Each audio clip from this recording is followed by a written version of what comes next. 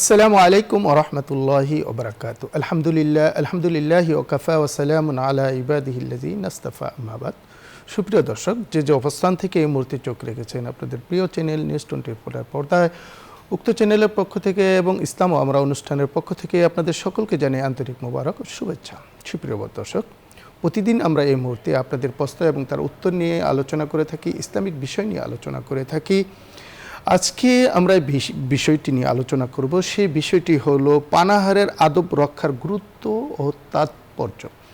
এ বিষয়ে আলোচনা করার জন্য আমাদের সাথে উপস্থিত আছেন বিশিষ্ট ইসলামী চিন্তাবিদ মুহাদ্দিস হযরতুল আল্লামা মুফতি রুহুল আমিন কাসেমী সাহেব, ইমাম ও খতিব কাওলাবাজার জামে মসজিদ দক্ষিণখান, ঢাকা। জি হযরত, কেমন আছেন? আসসালামু আলাইকুম। ভালো আছেন? জি আলহামদুলিল্লাহ।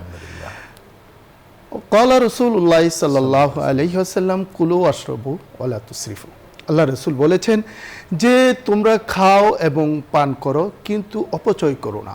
আল্লাহ রাসূল আমাদেরকে দিক নির্দেশনা দিয়ে গেছেন আমরা কিভাবে পানাহার করব, কিভাবে খাওয়া দাওয়া করব, কোন তরিকায় খেলে, কোন নিয়মে খেলে আমাদের খাবারটাও ইবাদতে শামিল হবে, আমাদের খাবারটা বরকতময় হবে এবং আমাদের খাবারটা আল্লাহ তাআলার পক্ষ থেকে কবুল করে নেবে এবং রিজিক বৃদ্ধি করবে। সে তরিকা আমাদের রাসূল পাক সাল্লাল্লাহু আলাইহি ওয়াসাল্লাম আমাদেরকে বলে দিয়ে গেছেন। সে বিষয়ে আমরা আমাদের মেহমানের কাছে শুনব যে আমরা কিভাবে পানাহার করলে কোরআন এবং হাদিসের আলোকে আদব রক্ষা করে আমরা খেতে পারবো এবং কিভাবে খেলে আমাদের কোরআন হাদিস এর বিপক্ষে চলে যাবে আমাদের খাবারটা। আমাদের দর্শকের জন্য আমাদের বিস্তারিত একটু আলোচনা করব। আলহামদুলিল্লাহি রাব্বিল আলামিন ওয়াসসালাতু ওয়াসসালামু আলা সাইয়্যিদিল আমবিয়া ওয়াল মুরসালিন ওয়া আলা আলিহি ওয়া আসহাবিহি আজমাইন। ক্বালা আল্লাহু সুবহানাহু ওয়া তাআলা কুলু মিম্মা রাযাকাকুমুল্লাহু হালালান তাইয়্যিবা ওয়া লা তাত্তাবিউ খুতুওয়াতিশ শাইতান ইন্নাহু লাকুম আদুউম মুবিন। সাদাকাল্লাহুল আযীম। ওয়া ক্বালা আন-নাবিয়্যু আলাইহি সালাতু ওয়াসসালাম লা ইয়াদখুলুল জান্নাতা জাসাদুন গুযিয়া বিল হারাম আও কামা ক্বালা আলাইহিস সালাতু ওয়াসসালাম। আলহামদুলিল্লাহ, অত্যন্ত গুরুত্বপূর্ণ একটি বিষয় আজকের আলোচ্য বিষয়টি, যে প্রতিটি প্রাণীরই খাবারের প্রয়োজন হয়। মানুষ মাত্র খাবারের প্রয়োজন হবে, মানুষ খেতে হবে, কিন্তু সেই খাবারটা মানুষ কিভাবে খাবে সেই বিষয়ে আল্লাহ তাআলা বারংবার কোরআনুল কারীমের মধ্যে ঘোষণা করেছেন যে কুলু মিম্মা রাযাকাকুমুল্লাহু হালালান তাইয়্যিবা, পাক পবিত্র জিনিসটা তুমি খাও।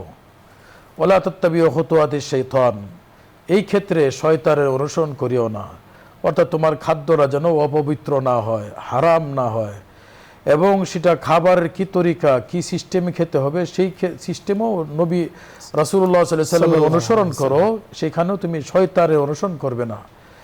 এমনকি ইহুদি নাসারা অন্যান্য ধর্মের তারাও খায়, কিন্তু আমি তো সেটা অনুসরণ করতে পারি না। আমাকে অনুসরণ করতে হবে আল্লাহ এবং আল্লাহ রাসূলের যে তরিকা সেটা। এবং তাহলে এই যে আপনি একটু আগে বললেন যে খাবারটাও তার একটা ইবাদত হবে এবং এই খাবারের মধ্যে বরকত হবে, রহমত হবে। এই খাবার এই জন্যই খাবে যাতে করে সে এই খাবার দিয়ে শরীর শক্তিশালী হবে এবং দিনের কাজগুলি করবে, তাহলে সেটা ইবাদত হবে। তো এক নম্বরে কথা হলো যে খাবারটা অবশ্যই সেটা হালাল হইতে হবে, পবিত্র খাবার সেটা খেতে হবে। এবং হালালের মধ্যে একটা হলো বস্তুটা হালাল, আর একটা হলো সেটা তার অর্জনটা হালাল, কামাইটা তার হালাল থাকতে হবে। যেমন আমরা ভাত খাই, রুটি খাই, এটা তো হালাল খাবার, কিন্তু সেটা যদি কেউ অন্যেরটা মাইরে খায় তাহলে সেটা তার জন্য হারাম হয়ে যাবে। দুর্নীতির টাকায়, হ্যাঁ, অন্যেরটা দখল করা, সুদের টাকা, ঘুষের টাকা, হারাম ভাবে অন্যায় ভাবে যেগুলো, সেইগুলি তার জন্য খাওয়া হারাম, কিন্তু জিনিসটা হালাল, কিন্তু তার জন্য খাওয়া সেটা হারাম। তো এখানে আল্লাহ পাক বলছেন হালালান তাইয়্যিবা, পাক পবিত্র জিনিস তুমি খাও। তো এই হলো খাবারের বিষয় যেগুলি আল্লাহ পাক হারাম করেছেন, যেমন মদ খাওয়া হারাম, শুকর খাওয়া হারাম, অন্যান্য যে সমস্ত হারাম বিষয়গুলি আছে সেগুলি খাওয়া যাবে না। এরকম পানীয়ের মধ্যেও যেগুলি হারাম সেগুলি খাওয়া যাবে না। পাক পবিত্র খাদ্য এবং পানীয় খেতে হবে। তো এই সঙ্গে সঙ্গে খাবারের যে তরিকা আছে সেই তরিকাটাও আমাকে এখতিয়ার করতে হবে। এবং আল্লাহ রাসূল বলছেন যে তুমি তোমার মেয়াদা, তোমার পাকস্থলীর 3 ভাগের 1 ভাগ খাবার খাও, 1 ভাগ খালি রাখো, এবং 1 ভাগ পানি খাও। তাহলে এটা তোমার জন্য উপযোগী এবং স্বাস্থ্যসম্মত এবং তুমি সুস্থ থাকবে, তাহলে এটা সুন্নত। আল্লাহ রাসূল যে কথাটা বলে গেছেন, এই তরিকায় যদি কোনো ব্যক্তি সারা জীবনটা পরিচালনা করে খাবারের ক্ষেত্রে, তাহলে কিন্তু তার কোনো রোগই হবে না। কোনো রোগ বালাই কিছুই হবে না এবং পরিপূর্ণ সুস্থ থাকবে। তো এই হলো একটা বিষয়। আরেকটা হলো যে খাবারের সময় যে বিসমিল্লাহ বলে খাবার খাও, এটা আমাদের ভিতরে অনেকের এই আদত নাই, অথচ আল্লাহ রাসূল বলছেন যে বিসমিল্লাহ বলে যদি তুমি খাবার না খাও তাহলে সেই খাবারের মধ্যে শয়তানের অংশগ্রহণ করার পারমিশন তার জন্য হয়, সেও খাওয়া শুরু করে দেয়। যখনই বিসমিল্লাহ বলে খাবে সেই খাবারের মধ্যে শয়তান হাত দিতে পারবে না। তাহলে বিসমিল্লাহ বলাটা এটা স্বাভাবিক না, এটা শয়তান থেকে হেফাজত করে এবং আমার খাদ্যটা পাক ও পবিত্র এবং সুন্দর তরিকায় সুন্নত তরিকা আমি খেলাম। এবং সেটা বলা হয়েছে ডান হাতে খাবার খাওয়ার জন্য, বাম হাত খাবারের জন্য না। এক সাহাবী একজন এরকম বাম হাতে সে খাবার খাচ্ছে, তো নবীজি বললেন কুল বিয়ামিনিক, তুমি ডান হাতে খাবার খাও। সে বলছে যে না আমি পারবো না, তো ডান হাত সে ব্যবহার করতে পারবে না। নবীজি বললেন যে তাহলে আর কোনোদিন তুমি ডান হাত ব্যবহার করতে পারবে না। তখন থেকে তার হাত অবশ হয়ে গেছে, ডান হাত আর ব্যবহার করতে পারবে, মুসলিম শরীফের হাদিস। তাহলে বাম হাতে খাবার খাওয়া, পানীয় পান করা, এটা আল্লাহ এবং আল্লাহ রসুলের কাছে বড় অপছন্দনীয়। ফাইন্না শাইতান ইয়াকুলু বিশিমালিহি, শয়তান খায় বাম হাতে, মানুষ খাবে ডান হাতে। তখন মানুষ যদি বাম হাতে খায় তাহলে এটা শয়তানের খাবার হয়ে গেল। তো এটা আল্লাহ তাআলা এবং আল্লাহ রাসূল কতটা অপছন্দ করে। এরকম একটা কালচার কিন্তু বদ্দিনদের কালচার আমাদের ভিতরে ঢুকে গেছে। আমাদের মানে অনেক সমাজেই দেখা যাচ্ছে, অনেকে দেখা যাচ্ছে চা পান করতেছে তো সেটা বাম হাতে, মুসলমান কিন্তু সে। আর বড় আফসোস লাগে এটা যে বলতে লজ্জা লাগে, অনেক সময় দেখা যায় ডান হাতে তার সিগারেট এবং বাম হাতে তার চা। তো এইগুলি থেকে বেঁচে থাকতে হবে। এবং নবীজি বলছেন যে দাঁড়ায় তোমরা পানি পান করিও না, এতে তোমার ক্ষতি হবে, বসে তুমি পান করো। এক সাহাবী বললেন ইয়া রাসূলুল্লাহ, মুসলিম শরীফের হাদিস, যদি খাবার যদি দাঁড়ায় খায়, তো বলছে যে পানি যদি দাঁড়ায় খাওয়া নিষেধ হয় তাহলে খাবার তো আরো বতরিকা আওলা, অবশ্যই সেটা দাঁড়ায় খাওয়া নিষেধ হবে এবং বসেই খেতে হবে। তাহলে আমি আপনার কাছে এই বিষয়টাও জানতে চাবো, আমাদের দেশে অনেক হোটেল আছে, মানে আপনার ফাস্টফুডের দোকান আছে, যেখানে দেখা গেছে অনেকেই খেতে গেল কিন্তু তারা এখানে সিস্টেমটাই খাবার দাঁড়াই খাওয়ানোর যে সিস্টেমটাই দাঁড়াই খাবার। তো সেক্ষেত্রে আমি একজন এই যে মুসলমান হিসাবে, আমি একজন মুমিন হিসাবে, আমি সেই ক্ষেত্রে কি করব, আমার কি করণীয় আছে? হ্যাঁ মাশাআল্লাহ, এটা সুন্দর একটা কথা। আমাদের দেশে তো অনেক কালচার, বিদেশি বাহিরের কালচারগুলো চলে আসছে। সেই ক্ষেত্রে তাকওয়াবান যারা আছে তাদেরকে অবশ্যই সতর্কতা অবলম্বন করতে হবে। এক তো হলো সেখানে না যাওয়া, 2 নম্বর যদি যায় তাহলে অন্তত কোথাও বসে, তাও যদি না পারে তাহলে 2 পায়ের উপরে বসে কষ্ট করে হইলেও সে বসেই খাবার খাবে, আল্লাহ রাসূলের বিরুদ্ধে যেন না যায়। অনেকে আছে দেখা যায় রাস্তায় ডাব বিক্রি করে বা দেখা গেছে শরবত বিক্রি করে।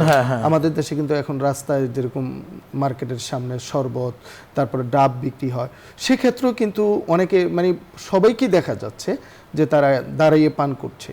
সেক্ষেত্রে এটা কোনো মতেই উচিত না, যে কোনো মূল্যে তার বসে খাওয়াটা উচিত, যেহেতু খুব কঠিনভাবে নিষেধ করা হয়েছে যে দাঁড়ায়া না খাওয়া। জমজমের পানি শুধু দাঁড়ায় খাবে, এটা আল্লাহ রাসূল দাঁড়ায় খাইছেন। সেক্ষেত্রে আমরা যারা বিক্রি করে তাদের জন্য তো আমাদের এই মুসলিমদের থেকে আপনার মাধ্যমে আমি জানাতে চাচ্ছি যে যারা বিক্রি করছে তাদের জন্য কি দিক নির্দেশনা? তাদের জন্য এরকম যে যেহেতু সে ব্যবসা করতেছে, একটু বসে খাবারের জন্য যদি ব্যবস্থা রাখে তাহলে আশা করি যে মানুষের সেখানে বসে সুন্নত তরিকায় তার মানে খেতে পারবে। তার বিক্রিটাও তাহলে রাসূলের সুন্নত তরিকায়, সে ডাব বিক্রি করছে, 2টা মোড়া হোক অল্প টাকায় বা 2টা চেয়ার হোক অল্প টাকায় সাথে রাখলো, বা ছোট ছোট ওই আপনার চকির মতো বা মোড়ার মতো চেয়ার পাওয়া যায় অল্প টাকায়, সেটা রাখলো মানুষ, তাহলে খেলে। বা টুল জাতীয় আছে, একটা টুলের মধ্যে 3 জন বসতে পারে, কাঠ দিয়ে বানায় নিতে পারে, তাহলে তার ব্যবসাটাও মানে মানুষকে তার হালালও হলো, মানুষেরও গুনাহ হলো, মানুষও গুনাহ থেকে বেঁচে গেল। জি সামনে জি বলতেছিলেন। তো এইভাবে আমাদের খাবারের এই যে সাইটগুলো এগুলি খেয়াল করতে হবে। এবং এই হাদিসের মধ্যে আসছে যে তুমি যখন নবীজি যখন খাবার খাইতেন তখন আঙ্গুল চেটে খাইতেন, এবং আল্লাহ রাসূল বলছেন যে আঙ্গুল চেটে খাও এবং তোমার প্লেটটাকেও তুমি চেটে খাও, মানে আঙ্গুল দিয়ে চেটে খাবে, কারণ তোমার বরকত কোথায় আছে। খুব সুন্দর আলোচনা করতেছিলেন, আমাদের অনেক দর্শক আমাদের জন্য অপেক্ষমান। তো আমরা দর্শকের কাছে যাব। সুপ্রিয় দর্শক, আপনারা যারাই প্রশ্ন করবেন আপনাদের টিভির ভলিউমটা কমিয়ে এবং তারপরে আপনার পরিচয় দিয়ে প্রশ্নটা করুন। প্রথমে যিনি আছেন নাম বলে আপনার পরিচয় দিয়ে প্রশ্নটি করুন। আসসালামু আলাইকুম ওয়া রাহমাতুল্লাহি ওয়া বারাকাতুহু। ওয়ালাইকুম আসসালাম। ওয়ালাইকুম আসসালাম ওয়া রাহমাতুল্লাহ। ওয়ালাইকুম আসসালাম ওয়া রাহমাতুল্লাহি ওয়া বারাকাতুহু। জি, আপনার হুজুর, প্রশ্নটি করুন। ফোনটা কাটবেন না, আমি আমার তিনটা প্রশ্ন আছে হুজুর। জি করুন, আপনার প্রশ্নটি করুন। হুজুর হচ্ছে এক নম্বর প্রশ্ন, এক্সট্রাকের সময় কতটুকু থাকে হুজুর? জি। মানে না সূর্য ওঠার 23 মিনিট পর পড়লাম, কিন্তু কোরআন তেলাওয়াত করতে করতে ইচ্ছাই করছি যে কোরআন তেলাওয়াত করি, যদি তার সাথে বেশি হয় কি সমস্যা আছে? মানে এক্সট্রাকের সময়টা কতটুকু থাকবে? জি। আর হুজুর 2 নম্বর প্রশ্ন, এখন যে ভোট আসছে হুজুর, আমরা জানি যে ভালো মানুষের ভোট দিলে ভালো সব হবে, আর খারাপ দিলে খারাপের আমরা অংশীদার হবো। কিন্তু হচ্ছে আমি জেনে দিলাম যে ভালো মানুষের, তারপরে যদি সে খারাপ কাজ হয় তখন কি হবে হুজুর? আর ভোট আমার স্বামী কাছে এক জায়গায় মানে একজনের বিচার, আমি চাচ্ছি জামাত ইসলামে দিব, তাহলে কি আমার নিজের ইচ্ছা মতো জামাত টেক দিলে কি পাপ হবে হুজুর? আর ভোট না গেলে কি পাপ হবে, না স্বামীর কথাই শুনতে হবে? জি। আর একটা হুজুর, যে কারো স্বামী যদি অন্যায় ভাবে কোনো কিছু বলে তার কি প্রতিবাদ করা যাবে? জি, আর আমার তৃতীয় একটা মেয়ে প্রশ্নটা, প্রতিবন্ধী তৃতীয় হুজুর, প্রশ্নটা তার করুন। জন্য দোয়া করবেন হুজুর। তৃতীয় আসসালামু প্রশ্ন, আলাইকুম। যে আমরা আলোচনা করছি, ওনার তৃতীয় প্রশ্নটা কি বুঝতে পেরেছেন? ক্লিয়ার বুঝতে পারি। ভাই বোন প্রথমেই জিজ্ঞাসা করছে যে ইশরাকের টাইমটা কতটুকু পর্যন্ত থাকে, কোন সময় পর্যন্ত পড়তে পারবে? ইশরাকের টাইমটা ফজরের নামাজের পরে 23 মিনিট পর্যন্ত, সূর্য ওঠার যে টাইমটা আছে 23 মিনিটের পরে পর থেকে ইশরাকের শুরু টাইম হবে। হয়ে যাবে, এবং সেটা আপনি 10টা পর্যন্ত ইশরাকের নামাজটা আদায় করতে পারবেন। এবং তিনি কোরআন তেলাওয়াত যদি করতে এই চায়, টাইমে সময় আপনি কোরআন জিকির তেলাওয়াত আজকার করতে পারবেন। তেলাওয়াত সবকিছুই করতে পারবেন। সূর্য ওঠার টাইমেও তেলাওয়াত করতে পারবেন, শুধু নামাজ পড়াটা ওই টাইমে নিষেধ। দ্বিতীয় একটা প্রশ্ন করেছেন, যেহেতু আমাদের দেশে সামনে ভোট আসতেছে, নির্বাচন আসতেছে, উনি কাকে ভোট দিবেন? উনি যদি কাকে ভোট দিবেন এ বিষয়ে ইসলাম কি বলেন?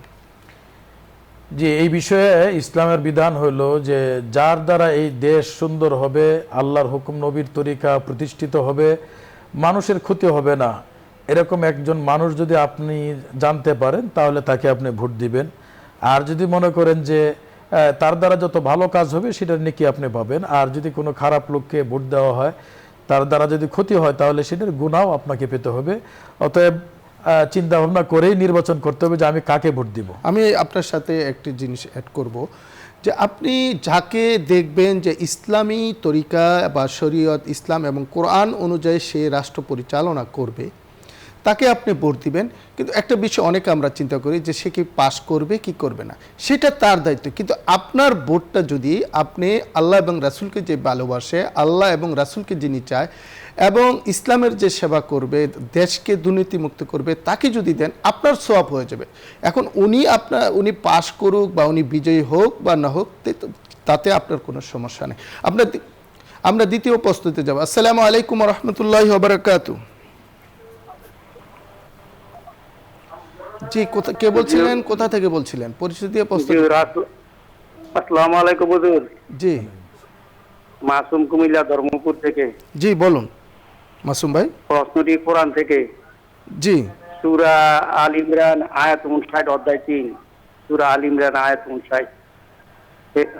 আল্লাহ মানবজাতিকে আল্লাহ আদম আলাইহিস সালামকে সৃষ্টি করিয়াছেন, যেমন তিনি যীশু খ্রিস্ট ঈসা নবীকে সৃষ্টি করিয়াছেন মাটি থেকে।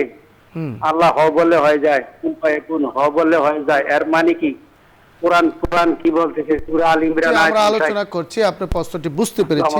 আল্লাহ রাব্বুল আলামিন কালামে পাক ঘোষণা করেছেন যে কুন ফায়াকুন, মানে আল্লাহ যখনই কোনো কিছু দরকার কুন বলেছেন, হয়ে গেছে। এটার মানে ব্যাখ্যা উনি জানতে চাইছেন। আল্লাহ পাক তো কাদের মতলব, তার শক্তি, তার ক্ষমতা সবকিছুই এরকম যে তিনি যে কোনো বিষয় সৃষ্টি করতে চাইলে শুধু ইজা কাদা আমরান ফাইন্নামা ইয়াকুলু লাহু কুন ফায়াকুন, আল্লাহ পাক যখন কিছু করতে চান শুধু বলেন হয়ে যাও, সাথে সাথে তা হয়ে যায়। তো আল্লাহ তাআলা আদম আলাইহিস সালামকে বানাইছেন মাটির থেকে, আপনি প্রশ্ন করেছেন যে মাটির থেকে বানাইছেন, এবং সব কিছু এইভাবে আল্লাহ তাআলা বানাইছেন, এবং আল্লাহ তাআলা তার কিছু অংশ এরকমভাবে তিনি তৈরি করেছেন, তারপরে হইতে বলেছেন, আর কিছু অংশ এরকম যে কিছুই না, শুধু হুকুম করেছেন, সেখান থেকে সব কিছু হয়ে গেছে। আল্লাহ পাকের এখতিয়ার, আল্লাহ পাকের ইচ্ছা, তিনি যেভাবে সৃষ্টি করতে চান সেভাবে সৃষ্টি করতে পারেন। এই সব কিছু আল্লাহ পাকের কুদরত। ধন্যবাদ আপনাকে, অনেক সুন্দর আলোচনা আপনাকেও করেছিলেন। ধন্যবাদ। আমাদের সময় সংক্ষিপ্তের কারণে আমাদের শেষ করতে হচ্ছে। দর্শকবৃন্দ, আপনারা আলোচনা শুনছিলেন যে পানাহারের আদব সম্পর্কে, এর গুরুত্ব সম্পর্কে। আজকে আমাদের সময়ের শেষ পর্যায়ে। দর্শকবৃন্দ, আমরা যখনই আমরা পানাহার করব, বিসমিল্লাহ বলে পানাহার করব। এবং আপনারা অনেকেই অনেক ইউটিউবে বিভিন্ন জায়গায় কোরআন হাদিস সম্পর্কে আলোচনা শুনেন, আপনারা শুনে নেবেন বিস্তারিত যে কিভাবে আমরা পানাহার করলে ইসলাম এবং আল্লাহ এবং তার রাসূল অনুযায়ী আমাদের পানাহারটা হবে এবং আমাদের এই খাওয়াটা যেন ইবাদত হয়, সেই চেষ্টা আমরা সর্বসময় করব। আমরা সকাল বিকাল দুপুর 3 বেলা খাই, এই 3 বেলা যেন আমাদের খাবারটা ইবাদত, আল্লাহ তাআলা ইবাদতের মধ্যে শামিল করেন, আমরা সেই চেষ্টা করব। আমরা দোয়া যাব, সবাই দুরূদ শরীফ পড়েন। আল্লাহুম্মা সাল্লি আলা সাইয়্যিদিনা নাবিয়িনা শাফিয়িনা সাল্লাল্লাহু আলাইহি ওয়া সাল্লাম। আল্লাহুম্মা সাল্লি আলা সাইয়্যিদিনা নাবিয়িনা। আল্লাহুম্মা আমিন। রব্বানা যালামনা আনফুসানা ওয়া ইল্লাম তাগফির লানা ওয়া তারহামনা লানাকুনান্না মিনাল খাসিরিন। ইয়া আল্লাহ, ইয়া রহমান রহিমিন, ইয়া আল্লাহ, ইসলাম ও আমরা এই অনুষ্ঠানকে তুমি কিয়ামত পর্যন্ত কবুল ও মঞ্জুর করে নাও। আল্লাহ, এর সাথে যারা শামিল আছে সবাইকে তুমি ইসলামের খেদমতের জন্য কবুল করে নাও। আল্লাহ, নিউজ 24 কে তুমি কবুল ও মঞ্জুর করে নাও। আল্লাহ, আমাদের সাথে লাখো লাখো মানুষ তোমার বান্দারা দোয়া ধরেছে, কার কি নিয়ত আল্লাহ তুমি ভালো জানো। সকলের দোয়াকে তুমি কবুল ও মঞ্জুর করে নাও। অনেকে অসুস্থ, তাদেরকে সুস্থতা দান করো। আল্লাহ, বসুন্ধরা গ্রুপের চেয়ারম্যান সাহেবকে তুমি সিহাতে কামেলা আজেলা দান করো। আল্লাহ, তার পরিবার থেকে যারা জীবিত আছে সকলকে তুমি সিহাতে কামেলা আজেলা দান করো। আল্লাহ, যারা অন্ধকারময় কবরে চলে গেছে, আল্লাহ সকলের কবরকে তুমি জান্নাতের বাগিচা বানিয়ে দাও।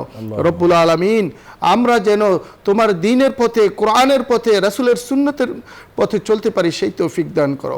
কোরআন হাদিসের আলোকে যেন আমরা পানাহার করতে পারি, আল্লাহ আদব রক্ষা করে যেন আমরা খাইতে পারি, পান করতে পারি, সেই তৌফিক দান করো।